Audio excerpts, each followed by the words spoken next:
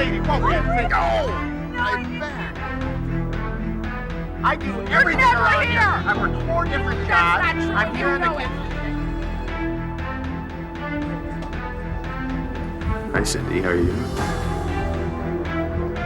I don't want you to touch that computer, clean out your desk. You're fired.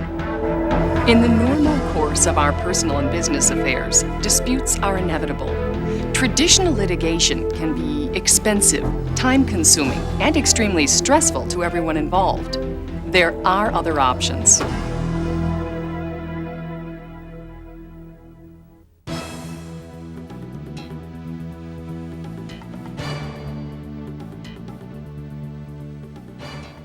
With the counsel of your attorney, you may want to resolve your dispute through one of the alternative dispute resolution methods, also known as ADR.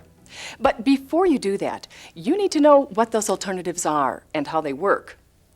The 2 factors that you need to consider are what your goals are and which dispute resolution method is most likely to achieve those goals. These questions are best answered through discussions with your attorney.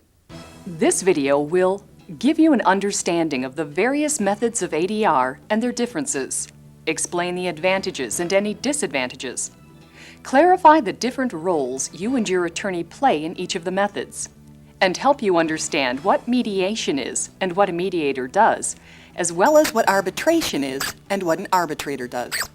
There are many benefits of using alternative dispute resolution. It can be fast, provide early settlement, cost less, and act as a forum for more flexible, creative solutions to disagreements than does traditional litigation. The fact is that over 95% of all cases are settled out of court. There are 9 ADR methods. These methods and their availability may vary from state to state, but the processes are generally the same. Direct negotiation is a dispute resolution process that involves an exchange of offers and counteroffers by the attorneys and their clients, and a discussion of their respective positions. This method does not use a third party. Generally, the attorneys take the lead in the discussions. Early neutral evaluation is when a neutral third party evaluates the opposing positions from written and oral presentations early in the process and provides an initial appraisal of the merits of the case with suggestions for conducting discovery and legal rulings. The third person may assist in settlement negotiations. The focus group is an alternative dispute resolution process that uses a panel of citizens selected in a manner agreed upon by all the parties involved. The panel receives abbreviated presentations from the parties, deliberates, and renders an advisory opinion about how the dispute should be resolved. Mediation is when a neutral third party helps the parties involved in the dispute to reach agreement by focusing on key issues, exchanging information, and exploring options. The mediator has no power to impose a decision if all parties do not agree on settling the case. The mini-trial process consists of presentations by the parties to a panel of persons selected and authorized by all the parties to negotiate and settle the dispute. This may include a neutral advisor with relevant expertise to facilitate the process. The advisor may express opinions on the issues. Unlike the focus group, the mini-trial jury has authorization to negotiate and settle the dispute rather than just give an opinion. A moderated settlement conference process is when one or more neutral persons receive brief presentations by the parties involved in order to facilitate settlement negotiations and render an advisory opinion. After the parties involved present evidence and witnesses that have been agreed upon, a neutral third party is given the authority to render a non-binding decision. That decision serves as a basis for subsequent negotiations between the parties involved in the dispute. Binding arbitration means just that. The result is final, and the decree is made by one or more impartial persons. In many instances, the arbitrator has expertise in a particular area and will review only cases that fall under that area of expertise. The settlement alternative includes the formal processes of a summary jury trial, in which attorneys make abbreviated presentations to a small jury selected from the jury list. A judge presides over the proceedings. Parties are allowed to discuss the verdict with the jury, and the jury's assessment of the case may be used in subsequent negotiations. It is important to listen to your attorney about which of the ADR methods best meets your needs. The most common is mediation, and we'll spend time learning about this process and comparing it to the other most common process, which is binding arbitration. Binding arbitration may be included as a clause in many contracts. Although such contracts make binding arbitration the final contractual method of dispute resolution, it does not prevent other ADR methods from being used first.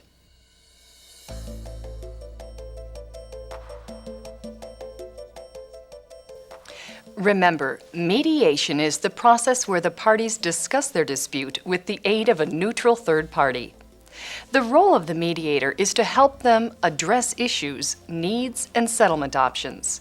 The resolution of the dispute still rests with the two parties. Let's look in detail at the benefits of mediation. Mediation saves time.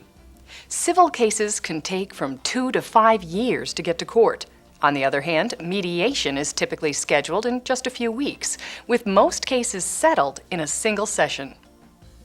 Mediation saves money. The time mediation saves translates directly into cost savings. Instead of months or years of costly pretrial motions and research, the more expedient method of mediation can reduce legal fees and provide a more efficient way to exchange information. Mediation allows flexibility. Mediation allows the parties to apply their own knowledge and creativity to develop innovative solutions. They are not limited to merely legal answers. Business people, for instance, can craft business solutions to business problems. Mediation offers more control. Mediation gives parties complete control in choosing the appropriate mediator, the time, the place, and the date most convenient to them. Mediation preserves relationships. The collaborative nature of the mediation and the speed of the resolution it provides can preserve relationships. While traditional litigation and binding arbitration may result in a win-lose situation, mediation provides an opportunity for both parties to win. Mediation offers confidentiality. Mediation proceedings and results can be kept strictly private. Your attorney will formalize confidentiality issues before mediation begins. Mediation provides closure. Frequently in litigation or binding arbitration, the loser walks away vowing to get even. Mediation can bring immediate psychological and emotional relief to both parties. It is important to communicate with your attorney what you want and need as an outcome from mediation. This helps the attorney choose a mediator that best fits your needs. Both parties must agree on the mediator to be used. Your attorney will work hard to get the best mediator for your case. Mediators may have different styles. You need to listen to your attorney regarding the style of the mediator, because the rapport you establish with the mediator will have a direct impact on your case. Each mediator brings his or her own expertise and style. The mediator may look at the dispute from a business interest standpoint, exploring the parties' mutual business interests, looking for ways to improve the situation of both parties. They may address the dispute from a personal standpoint, looking at the personal issues involved that may act as barriers to reaching a settlement. The mediator's role is to assist disputing parties in making their own decisions and evaluating their own situations. The mediator's function is to improve communication, promote understanding, focus the parties on their interests, and use creative problem-solving techniques to enable the parties to reach their own agreement. Mediators push disputing parties to question their assumptions, reconsider their positions, and listen to each other's perspectives, stories, and arguments. They help develop concrete resolutions and formulate a settlement that is acceptable to all parties.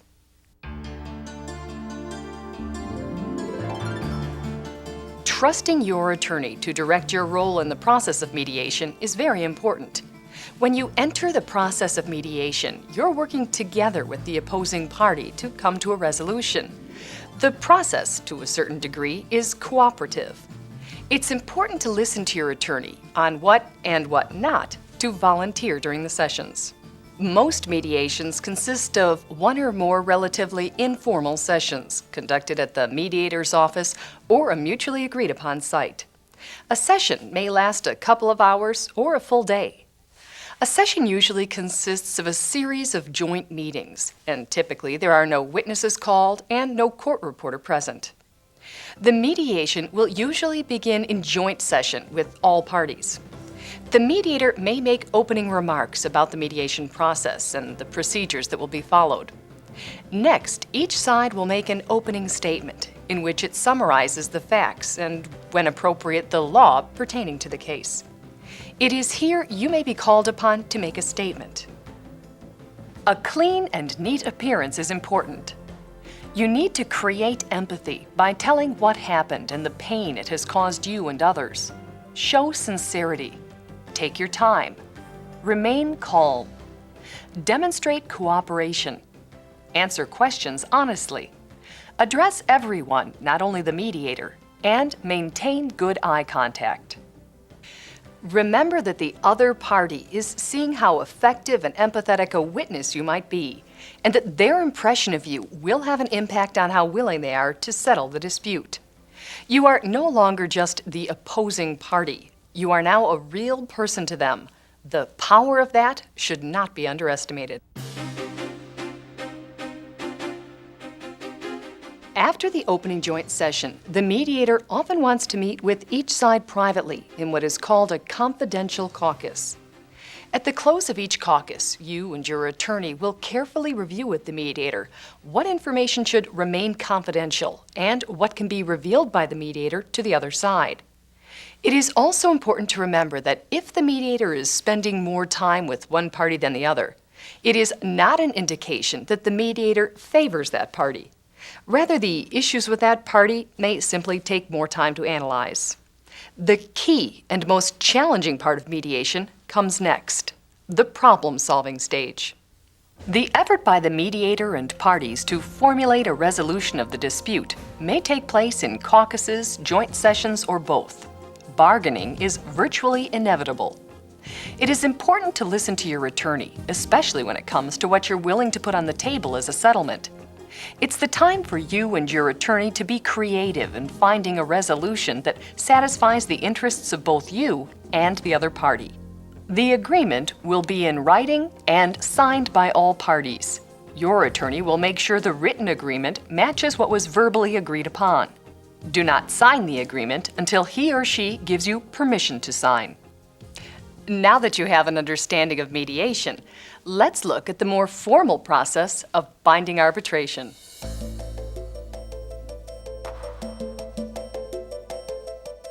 Binding arbitration can happen if the process is mutually agreed upon by both parties. A judge with consent of both parties submits the dispute to binding arbitration, or the dispute falls under an existing arbitration clause. Your attorney will explain to you if your dispute is required to go to binding arbitration. Examples of arbitration clauses may be found in some insurance policies, employment agreements, or medical treatment agreements. This does not prevent you and your attorney from requesting mediation or a court trial. Let's look in detail at the benefits of arbitration. Neutral experts. Arbitrators have expertise in the subject matter in dispute and training in the arbitration process. Speed.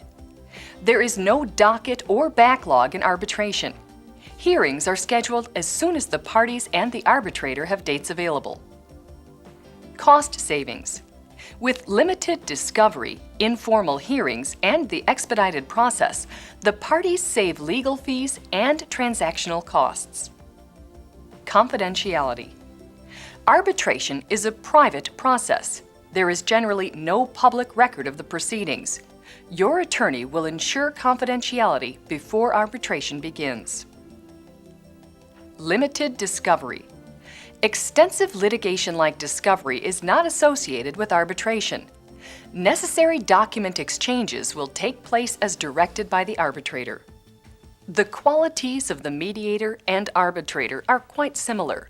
Both demonstrate commitment to impartiality and objectivity, dispute management skills, judicious temperament, patience, strong academic background, and familiarity with or expertise in the area being disputed. Both parties must agree on the arbitrator to be used. Your attorney will work hard to get the best arbitrator for your case. Most likely, the attorneys have a pool of arbitrators that they use on a regular basis, or they can use the American Arbitrators Association. Again, it is your attorney who will negotiate to get the best arbitrator for your case. The role of the arbitrator closely resembles that of the judge. He or she will evaluate the evidence, listen to the arguments, and hear testimony of witnesses. If necessary, the arbitrator has authority to subpoena documents and exhibits. The procedure itself is not quite as strict as that of a trial. Usually, there is a case administrator who handles the details and arrangements. This lessens the burden on the arbitrator and prevents one party from communicating with the arbitrator except in the presence of the other. This avoids the danger that one side will offer arguments or evidence that the other side has no opportunity to challenge. It is customary for the claimant to proceed first with his or her case, followed by the respondent. Remember that the burden of proof is not on one side more than the other.